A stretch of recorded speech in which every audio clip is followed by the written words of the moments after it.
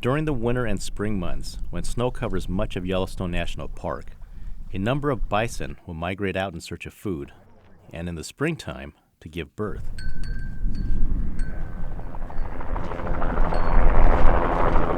The animals are hazed or harassed into moving back into the park because of the fear among ranchers that overlapping grazing areas will expose cattle to brucellosis, an infectious disease that causes pregnant cows to abort.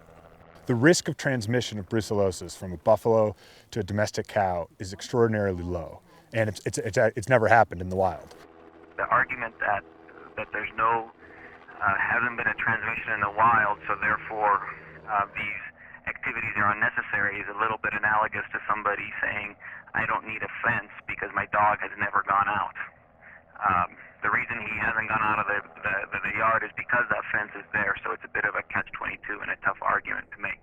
What makes the hazing of bison in the Butte area of Montana, just outside of the park, controversial is that it's a cattle-free area. There used to be cattle on Butte, but the public grazing allotment on the U.S. Forest Service land has been vacant for years. And actually, just last fall, the Forest Service, a great decision by them, they permanently closed that grazing allotment. Bison are known to move off of that property or that area, and they are known to migrate onto premises where there are cattle, and oftentimes breeding cattle, and there's a potential risk for brucellosis transmission.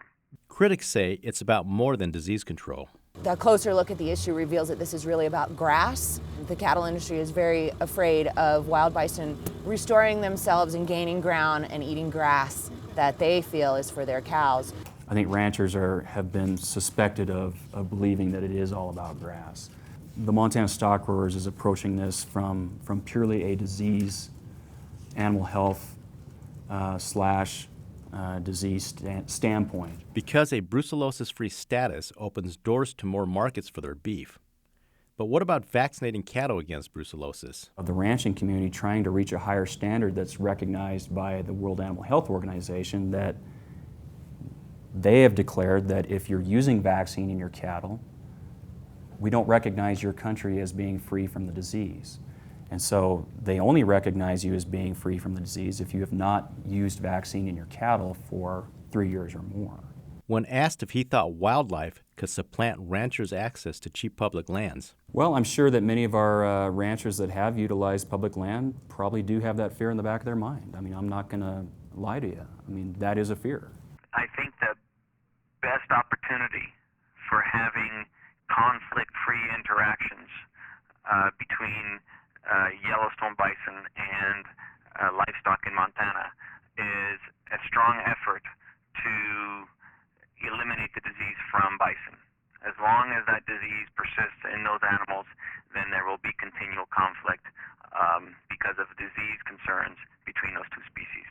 You know, if cows are going to come into the area, bring them on just a little bit later. June 15th, July 1st, there's no risk of brucellosis transmission. Changing from cow-calf pairs to running, non-fertile cows, so steers and spayed heifers. There's essentially a non-existent risk of transmission when you're dealing with non-fertile cows, because the transmission of brucellosis occurs through ingestion of birthing materials. So if you have animals that can't get pregnant, you've eliminated the risk. If you talk to livestock operators, some of them they'll say that the concern is not the disease itself. It's to be blunt, it's the regulatory hell that comes with the disease. So if you ease some of the regulations based on current science and technology, you've popped much of the balloon of the concern surrounding brucellosis.